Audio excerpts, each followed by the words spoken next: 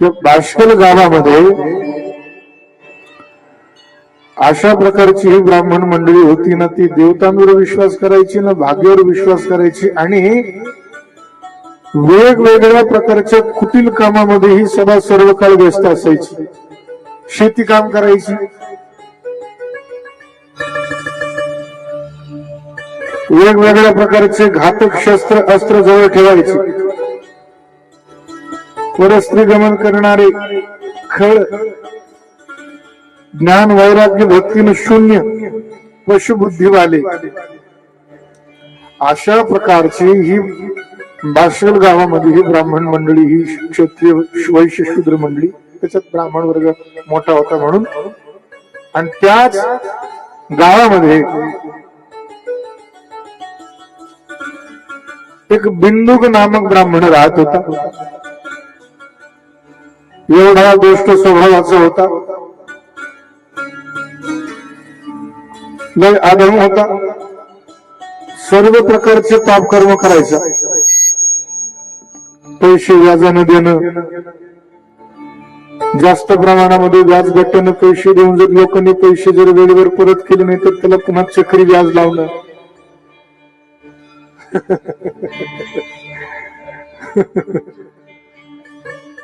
व्याज गट्ट्याच्या चक्रामध्ये परिवारच्या परिवार, घराच्या घर उद्ध्वस्त झाले. काही काही लोकांनी आत्महत्या केल्या. एखाद्याला होईल तोपर्यंत आपल्याकडून मदत झाली तर करावी, परंतु व्याज गट्ट्याचा धंदा करून स्वतःच्या परिवाराची आजीविका कधी चालवू नये. व्याजाचा धंदा लय बेकार, लय बघावं लागतं, कारण भयंकर महापाप आहे व्याजानं पैसे देणं.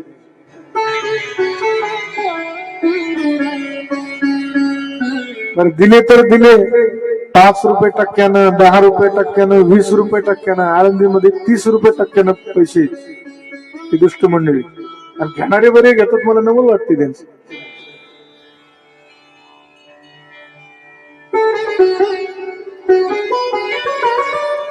व्याजाने पैसे द्यायचा, लोकांनी पैसे जर नाही दिले तर तो बिंदुक नामक ब्राह्मण त्या लोकांना लुटायचा.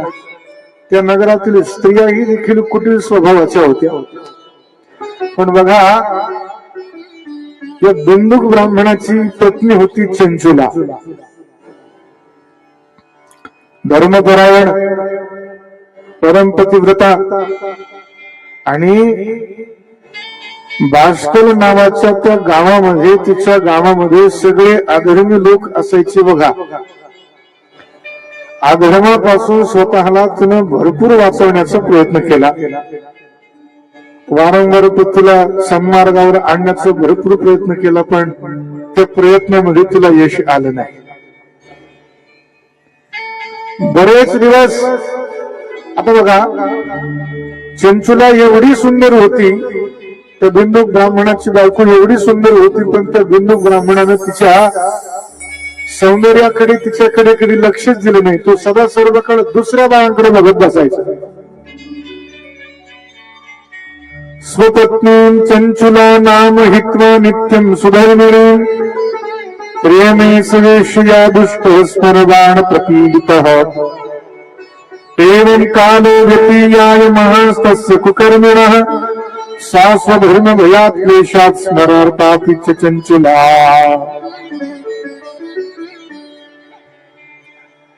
शेवटी विकारानं पीडित होऊन चंचुलेचा पाय घसरला आणि तीही देखील परपुरुषाबरोबर रममाण होऊ लागली. याच्यामध्ये चुकी ही बिंदुक ब्राह्मणाची चुकी. बघा, स्वतःच्या धर्मपत्नीचं काम पूर्ण करण्यामध्ये हा अयशस्वी झाला, तर चंचुलेचा पाय घसरला, तर तीही देखील, सुत महाराज म्हणतात की परपुरुषाबरोबर रममाण झाली. जारेण संगता रात्रेरेणे पापेन गुप्ततः प्रतिदृष्टिं वंजयित्वा द्रष्ट सत्वा कुमार गगा. एके दिवशी परपुरुषाबरोबर रममाण असताना बिंदुक ब्राह्मण अचानक आला आणि बिंदुक ब्राह्मणानं बघितलं. एवढ्यात तो परपुरुष पळून जाऊ लागला. दाराची कडी लावली. बिंदुक ब्राह्मणानं स्वतःच्या धर्मपत्नीला चंचुलीला खूप मारलं. मारल्याच्या नंतर चंचुलीच्या मुखामधून शब्द बाहेर पडले, स्वामी मला मारू नका. का मारू नका? चंचुला काय म्हणायला लागली बघा, भवान प्रतिदिनं कामं रम्यते वेश्या कुलीहि मां विहाय स्वपत्नींच युवतीं पतिसेविनीं. तुम्ही माझ्याकडे दुर्लक्ष केलं, तुम्ही माझं काम पूर्ण केला नाही, या कारणाने माझा पाय घसरला आणि मी परपुरुषाबरोबर रमण होऊ लागले. पती संसर्गाविना पत्नीची गती काय होते?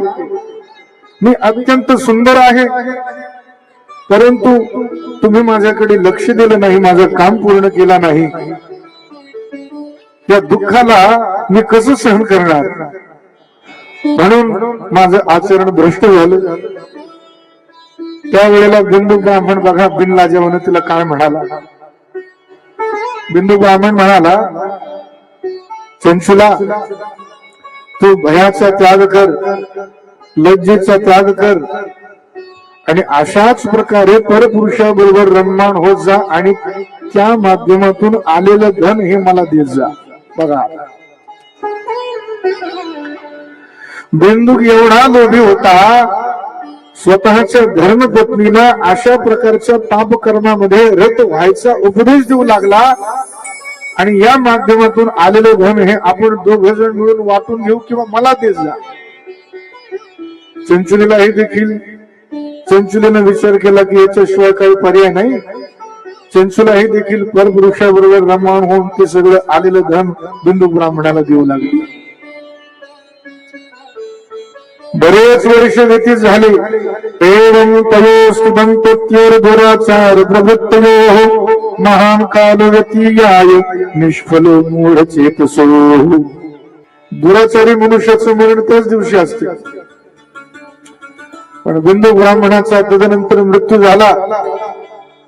दुराचार कर्म करून करून करून पाप कर्म करून करून मृत्यू झाला आणि मृत्यूनंतर विंध्याचल पर्वतावर तो भयंकर पिशाच झाला. काय झाला? पिशाच झाला. इकडं बिंदुक ब्राह्मण मेल्यानंतर ती मूळ बुद्धीची चंचुला बऱ्याच वर्षापर्यंत आपल्या पुत्रांबरोबर घरामध्ये राहिली. बऱ्याच वर्षानंतर पाप कर्म करत राहिली, पण पाप कर्म करण्याबरोबर तिचं यौवन तिचं सौंदर्य ढळत गेलं. सौंदर्य जास्त दिवस नसते माणसाचं.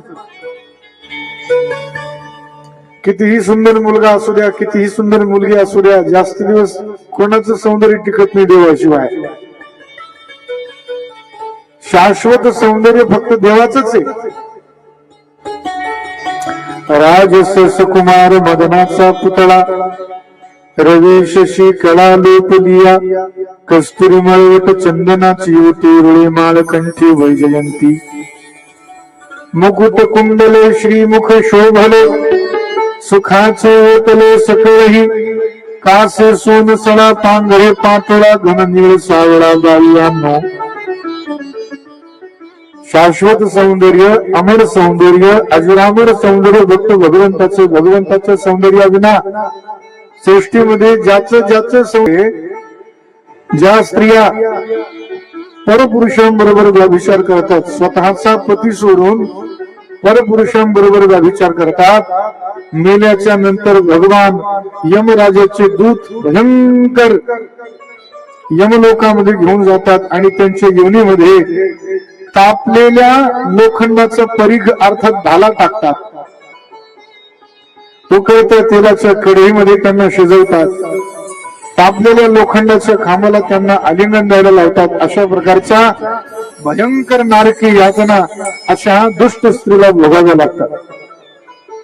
अशा प्रकारचं वर्णन ते ब्राह्मण सांगत होते आणि हे वर्णन ऐकलं चंचुलीनं. इति पौराणिकेनोक्तं श्रुत्वा वैराग्यवर्धिनी. बघा त्या संत महापुरुषांच्या मुखामधून हे वर्णन ऐकल्याबरोबर चंचुलेच्या अंतःकरणामध्ये वैराग्याची ज्योत पेटली. अंतःकरण पश्चातापानं पिळू लागलं. चिंचोलीनं विचार केला की आता जर हे असं आहे तर माझी गती कशी होईल, कारण मी जन्मभर पाप केलं. माझ्या पतीनेही पाप कर्म करून तोही देखील कोणत्या गतीला गेला देव जाणे. आता माझं कसं होईल, आणि अतिशय पश्चाताप व्यक्त करू लागली शिवरंजनीमध्ये. चंचला म्हणू लागली, मी तर माझ्या स्वतःच्या स्वहित असणाऱ्या धर्माला जाणत नाही. माझ्याकडून फार मोठा दुराचार झाला. त्या संतांच्या समोर गेली चंचला, शिव महापुराण सांगणाऱ्या संतांच्या समोर गेली आणि म्हणाली, बाबा माझा उद्धार करा, माझं कल्याण करा. मूढ बुद्धी असल्या कारणाने मी महान घोर पाप केलेला आहे. माझी संपूर्ण जवानीची युवावस्था मी विकारामध्ये, विषय भोगामध्ये, पाप कर्म करण्यामध्ये घालवलेली आहे. तुमची ही वैराग्याने ओतप्रोत वाणी ऐकून माझ्या अंतःकरणामध्ये पश्चाताप होत आहे. माझं कल्याण करा, मला अत्यंत भीती वाटत आहे. या संसारापासून मला वैराग्य झालेला आहे. माझ्यासारख्या मूढ चित्त असणाऱ्या पापिनीचा धिक्कार असो, मी सर्वथा निंदाच्या योग्य आहे. भयंकर विषयामध्ये मी फसलेली आहे, धर्माला विन्मुख झालेली आहे. हाय, माझ्यासारख्या महापापिनीला भयंकर यमदूतांच्या भासांपासून, त्या कष्टांपासून कोण वाचवणार? नरकामध्ये माझ्यासारख्या महापापिनीला कोण साथ देणार? मृत्यू काळामध्ये त्या भयंकर अकराळ विक्राळ यमदूतांना मी कसं बघणार? ज्या वेळेला बलपूर्वक माझ्या गळ्यामध्ये फास टाकून ते यमदूत मला ओढत ओढत नेतील, त्या वेळेला मी कसा धीर धारण करणार?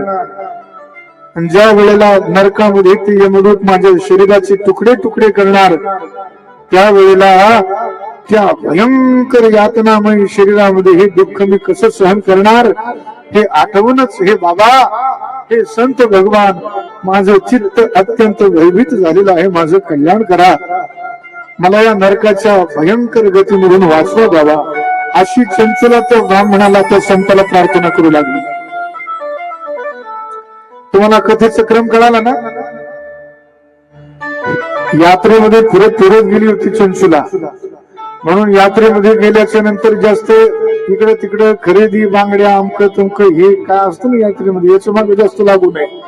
तीर्थाचं स्नान कसं होईल, देवाचं दर्शन कसं होईल, कथा कशी ऐकायला मिळेल, कीर्तन कसं ऐकायला मिळेल, याच्याकडे जास्त कल असावा. नाही, प्रसादाकडे पण कल असावा, पण नुसता प्रसादाकडेच नसावा. काल कथेला काहीच नाही, आणि जशी प्रसादाची महापंगत सुरू झाली की गर्दीच गर्दी. म्हटलं एवढी जर गर्दी कथेला जर आली शिव महापुराण ऐकायला तर किती चांगलं होईल बरं.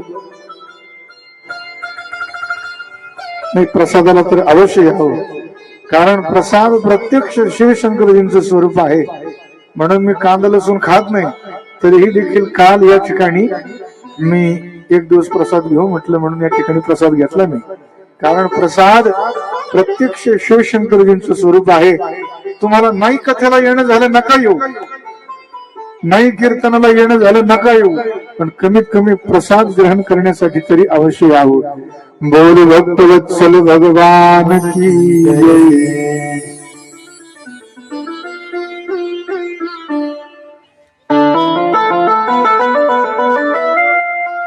आणि थोड्याशा सुखासाठी मी माझ्या पूर्ण हिताचा नाश केला, असं म्हणून त्या संतांच्या समोर चंचला मोठमोठ्यानं धाई मोकळून रडू लागली.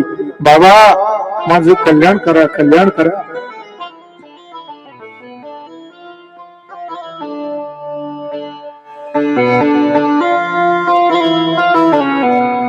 अश्वमेध शतं कृत्वा गंगां स्नात्वा शतं समाः न शुद्धिर्जायते प्रायो मत्पापस्य गरीयसः. किं करोमीत्यगच्छामि कं वा शरणमाश्रये कस्त्रायते मां लोकेऽस्मिन् पतन्तीं नरकार्णवे. त्वमेव मे गुरुर्ब्रह्मस्त्वं माता त्वं पितासि च उद्धरणोद्धरणां त्वामेव शरणं गताम्. म्हणून हे गुरुदेव, माझ्या घोर पापांची शुद्धी आता मला दिसत नाही. मी काय करू, कुठे जाऊ, कोणाचा आश्रय घेऊ? या संसारामध्ये माझ्यासारख्या महापापिनी स्त्रीचं कोण कल्याण करील? तुम्हीच माझे गुरु आहात, तुम्हीच माझे माता पिता आहात. मी तुमच्या शरण आलेले आहे. माझ्यासारख्या दीन अबलाचा तुम्हीच उद्धार करा. असं म्हणून चंचुला त्या संतांच्या चरणावर डोकं ठेवून रडू लागली. आता बघा, पुरुषांच्या रडण्यापेक्षा महिलांचं रडणं जरा थोडस नाजूक असते. किती कठोर चित्त असणारा पुरुष असू द्या, पण स्वतःची धर्मपत्नी जर रडायला लागली तर मग नवरा म्हणतो नको रडू, जाऊ दे आता, झालं गेलं. मग नवऱ्यालाच म्हणावं लागतं तर मला माफ कर म्हणून. चंचुलेचं रडणं बघून त्या संतांना दया आली आणि ते संत म्हणाले, चंचुला चिंता करू नकोस. चंचुलीला उठवलं, आसनावर बसवलं, पाणी पिण्यासाठी दिलं. शिवमहापुराण ऐकणारी सगळी मंडळी हे दृश्य बघत होती की ही कोण स्त्री आहे, दाय मोकलून अतिशय रडत आहे. चंचुलेला केलेल्या पापाचा पश्चाताप होत होता. आणि ते संत म्हणाले, काय म्हणाले?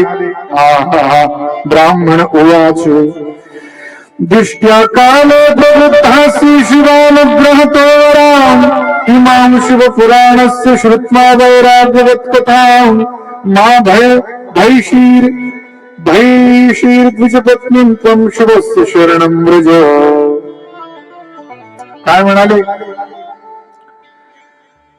चंचुलीला ते संत म्हणाले, सौभाग्याची गोष्ट आहे चंचुला, माणसाला मरणाच्या वेळेला काही वेळेला मरणाच्या वेळेला पश्चाताप होतो, मेल्याच्या नंतर पश्चाताप होतो, भूत प्रेत पिशाच चोरीला गेल्यानंतर. पण तुझे अजून भरपूर दिवस आहे, शरीर पण तुझं व्यवस्थित आहे, तुला आता पश्चाताप झाला हे चांगलं झालं. आणि तू घाबरू नकोस, तू सरळ शिवजींच्या शरण जा, शिवजींना शरण जा. हा. कारण कितीही पापी मनुष्य असू द्या, जो शिवजींना काया वाचा मनानं शरण जातो, सगळ्या पापांपासून तो मुक्त होतो. सर्व धर्मां परित्यज्य मामेकं शरणं व्रज अहं त्वा सर्व पापेभ्यो मोक्षयिष्यामि मा शुचः. भगवान श्रीकृष्ण परमात्मा गीतेमध्ये म्हटले ना, सर्व धर्माचा परित्याग करून तुम्ही मला शरण या, मी तुम्हाला सर्व पापांपासून त्या ठिकाणी काय करील, मुक्त करील. बोल भक्तवत्सल भगवान की जय जय. म्हणून वेळ जाण्याच्या आधी मनुष्यानं काय करावं, सावध व्हावं. वेळ जाण्याच्या आधी सावध व्हावं. डोक्याचे केस पांढरे व्हायच्या आधीच भगवंताच्या भजनाला लागावं. पूर्वीच्या काळी काय असायचं माहितीये का? हे बघा, आता कानाजवळ सर्वात प्रथम केस पांढरे व्हायला सुरुवात कुठे होती बाबा? कानाजवळ. आता झाले आमचे बाबा, कानाजवळ केस पांढरे व्हायला सुरुवात होते की नाही? जणू की काय कानाजवळचे पांढरे झालेले केस कानामध्ये सांगतात की आता तरी बाजूला होऊन तीर्थयात्रा कर, भगवंताचं भजन कर, नामस्मरण कर, ग्रंथ वाचन कर. पण माणसं एवढे कलाकार झाले, कानाजवळचे सोडा, अख्ख्या डोक्याचे पांढरे झाले तर वरून कलर करते पुन्हा पण भजनाला काय लागत. लय कलाकार झाले लोक. गाड़ी निकल गई तो घर से चला मुसाफिर, गाड़ी निकल गई तो घर से निकला मुसाफिर, गाड़ी निकल गई तो घर से चला मुसाफिर, गाड़ी निकल गई तो घर से चला मुसाफिर.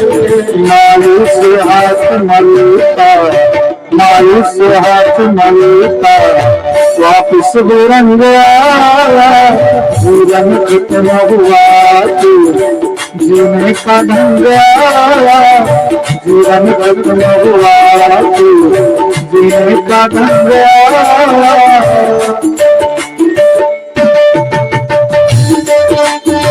हरिओम.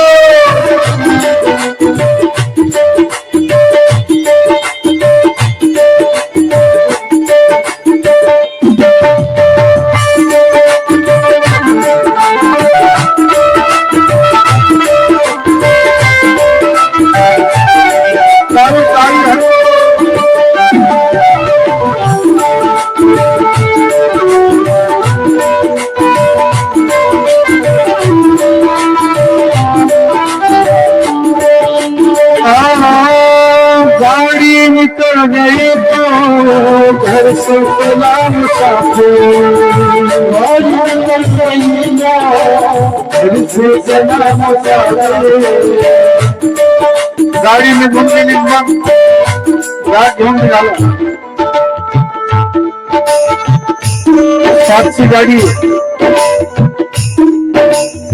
7 वाजता जर गाडी येते घरून किती वाजता निघलं पाहिजे? 6:30ला बॅग वगैरे सगळं आवरून व्यवस्थित फाट्यावर लगेच 6:45ला हजर, म्हणजे 7ला गाडी आली, गाडीमध्ये बसले की निघले। गाडी 7ची आणि निघलाय 7:15ला। तशी आपली पण आयुष्याची गाडी अजून गेलेली नाही, अजूनही वेळ आहे, अजूनही वेळ आहे, अजूनही भजन करा। रुद्राक्षाची तुळशीची पवित्र माळ गळ्यामध्ये धारण करून भगवंताची शरणागती पत्करा, निश्चित कल्याण होईल। गाड़ी निकल गई तो घर से चला मुसाफिर, गाड़ी निकल गई तो घर से चला मुसाफिर, गाड़ी निकल गई तो घर से चला मुसाफिर, गाड़ी निकल गई तो घर से चला मुसाफिर। मायूस हाथ मारूता, मायूस हाथ मलता, मायूस हाथ मलता, बस बेरंगा रंग खत्म हुआ तू जीने का ढंगा, जब समाज जुड़े तू महफिल में रंग आया, जब समाज जुड़े तू महफिल में रंग आया।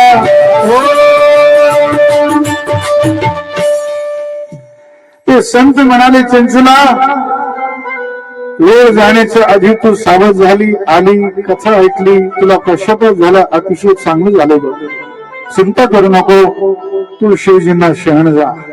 नाही सोलापूरला लुटायचं, पंढरपूरला दान करायचं, तिकडे पाप कर्म करायचं, इथं कथा ऐकण्यासाठी येऊन बसायचं, बिलकुल असं नाहीये। पापांपासून आपल्याला अनुराग झाला पाहिजे, म्हणजे अनुताप झाला पाहिजे की इथून पुढे मी पाप कर्म करणार नाही।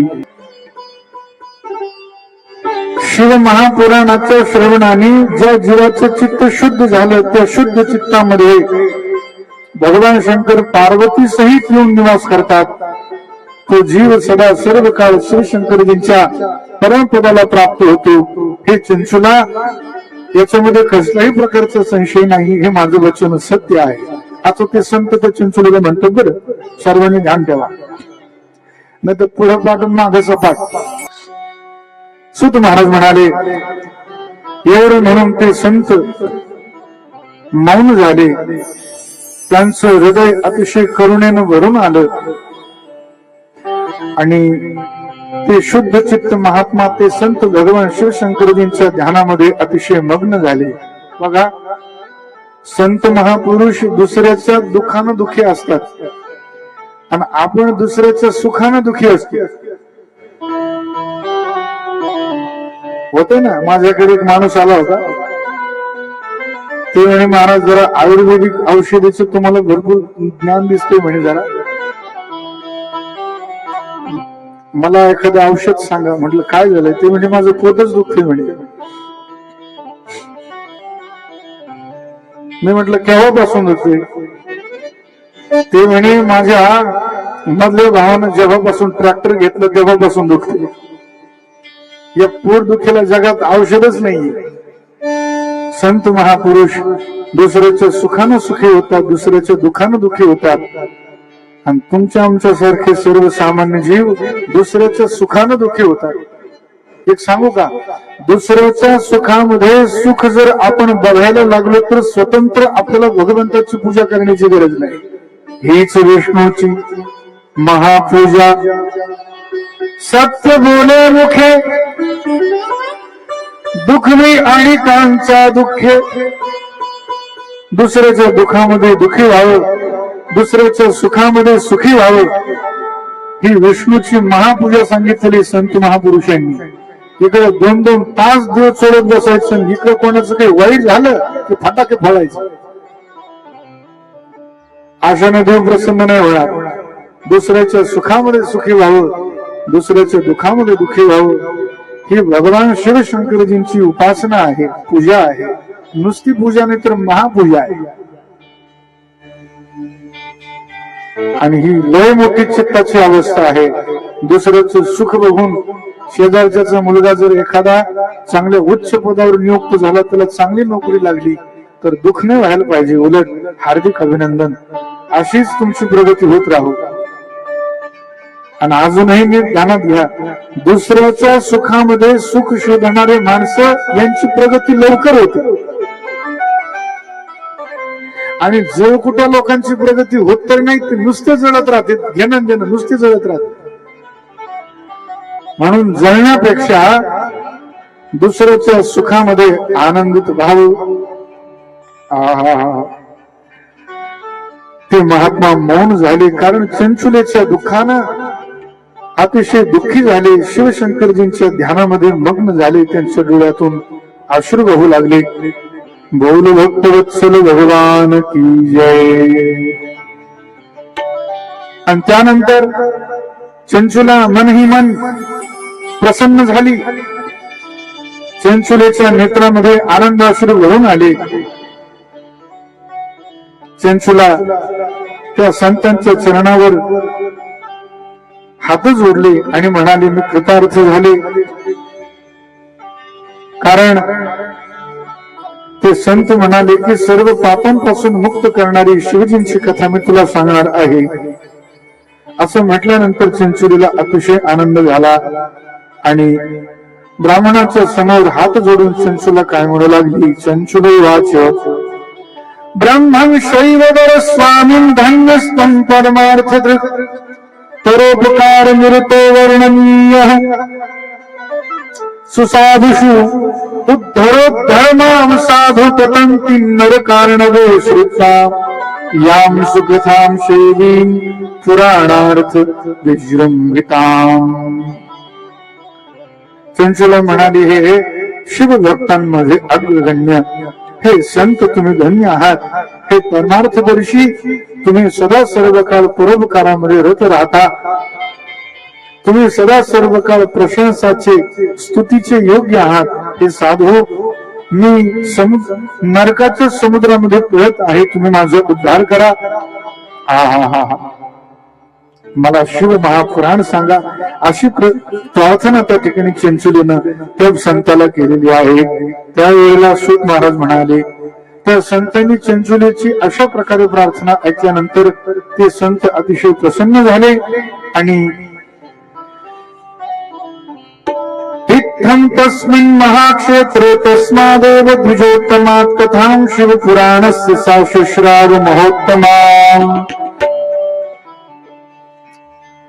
त्याच स्थानावर गोकर्ण महाक्षेत्रामध्ये त्या संतांनी चंचुलीला संपूर्ण शिव महापुराण कथा सांगितली आणि चंचुलीनं सुद्धा सर्वांगाचे कान देऊन ती कथा ऐकली. आता चंचुलीनं कशी ऐकली असेल, सर्वांगाचे कान देऊन कथा ऐकली असेल, ठीक नाही. आता काही काही वेळेला असं होतं, धड कथेमध्ये असत आणि चित्त कुठंतरी फिरत. घराची कडी व्यवस्थित लावली असेल का, कुलूप व्यवस्थित लावलं असेल का, ते दुधाचं तपीला व्यवस्थित ठेवलं का नाही, माय मांजर येते का काय, सगळं दूध पिऊन घेते का काय. काही काही वेळेला असं होतं. आणि काही काही तर माता भगिनी आमच्या मावशा काय करतात, कथेला येतानाच नात व नाती बरोबर घेऊन येतात, आहे की नाही. हे बघा, समोरच उदाहरण आहे बघायला. पण मी तुम्हाला नाही म्हणत बरं की उदाहरण देऊ. बसले बसले करायचं काय, नातू तर नात व नाती सगळ्या खेळतात समजा कथा मंडपामध्ये. हे कथा ऐकतात होय, हे छोटे छोटे वासर हे कथा नाही ऐकत. मग बसल्या बसल्या काय करायचं, लई बोर होतं म्हणून मग ते वाळायला वाती, कापसाची वाती बसल्या बसल्या वळायच्या, कानानं कथाही ऐकायची. म्हणजे सांभाळायला नाती, वाळायला वाती आणि कळायला माती, असं होतं काही वेळेला. सर्वांगाचे कान देऊन या शब्दाचा अर्थ कथाकारांच्या मुखामधून जो शब्द न शब्द निघला त्या शब्द न शब्द सर्वांगाचे कान देऊन ऐकायचा. चित्त यत्किंचितही कुठे विचलित नाही झालं पाहिजे, याला म्हणतात सर्वांगाचे कान देऊन. मग तुम्ही वाती वळा की नाती सांभाळा, काही का सर्वांगाचे कान देऊन कथा ऐकली पाहिजे. आणि गौर भक्तवत्सल भगवान की जय. अशा प्रकारची ही कथा चंचुलेनं सर्वांगाचे कान देऊन त्या गोकर्ण महाक्षेत्रामध्ये ऐकली. आणि क्षेत्राचं महात्म्य बरं, हीच कथा अन्य ठिकाणी जर कुठे असली असती तर एवढं नाही. गिरिजा पौर्णिमेचा संगमेश्वराच्या चरणाजवळ आपण ही भगवंताची परम मंगलमय पावन कथा ऐकत आहात. आणि पूर्णा गिरिजा सामान्य नाही, प्रत्यक्ष भगवंताचं स्वरूप असणाऱ्या या नद्या, त्या नद्यांचा संगम असून पुन्हा संगमेश्वराच्या चरणाजवळ. म्हणजे बघा सगळा संगम एकत्रित आलेला. कथा त्रिवेणी संगम, देव भक्त आणि नाम. कथा त्रिवेणी संगम. चंचुलेनं त्या संत महापुरुषांच्या मुखामधून ही कथा ऐकल्यामुळे चंचुलीचे हृदय अतिशय शुद्ध झालं. संसारापासून तुला वैराग्य तर झालं, अत्यंत कृतार्थ झाली. आणि शिवशंकरजींची ही शिव महापुराण कथा त्या महात्म्याच्या मुखातून ऐकल्यामुळे तिच्या हृदयामध्ये भगवान शिवशंकरजींच्या सगुण स्वरूपाचं चिंतन होऊ लागलं. सगुण स्वरूप प्रगट झालं. जसे माग आहे का, नागेंद्र हाराय त्रिलोचनाय, भस्मांगरागाय महेश्वराय, नित्याय शुद्धाय दिगंबराय, तस्मै नकाराय नमः शिवाय. हे माग जसं बघितलं का तुम्ही, अशा सगुण स्वरूपाचं चिंतन तिच्या हृदयामध्ये सगुण स्वरूप भगवान शिवजींचं प्रगट झालं. आणि ते सगुण स्वरूपाचं चिंतन चंचुलीला होऊ लागलं. अशा प्रकारे सद्गुरूचा आश्रय घेऊन भगवान शिवजींमध्ये सदा सर्व काळ रत राहणारी चंचुलीची उत्तम बुद्धी, शिवजींचं वारंवार चिंतन होऊ लागलं, अखंड चिंतन होऊ लागलं. चिंतनामध्ये खंड नाही पडू लागला. आणि गुरुकृपा याला म्हणावं बरं. लोक म्हणतात आमच्यावर लय मोठी गुरुकृपा आहे. महाराज तुमच्या कृपेनं आमचं लय चांगले. या वर्षी कमीत कमी नाही म्हटलं तरी 50 क्विंटल का 50 टन काय म्हणतात अद्रक झाली, 100 क्विंटल कापूस झाला. हा तुमच्या कष्टाचा परिणाम आहे. सद्गुरूच्या कृपेचं लक्षण, संतांच्या कृपेचं लक्षण काय आहे? भगवंताची भक्ती प्राप्त होणं, भगवंताचं चिंतन होणं हे गुरुच्या कृपेचं लक्षण आहे. संसारामध्ये अनुकूलता प्राप्त होणं हा ज्याच्या त्याच्या प्रारब्धाचा विषय.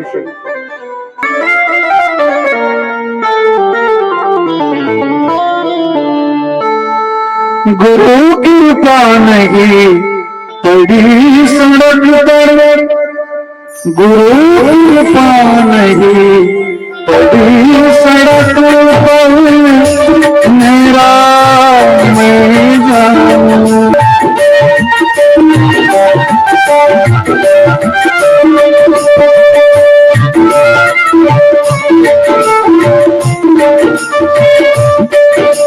हाथ जोड़ और पल पल से मिलो, सस्ता काम नहीं. उसको चाहिए आज्ञा पाल, उसके बिन आराम नहीं. इधर उधर उसका ही चिंतन.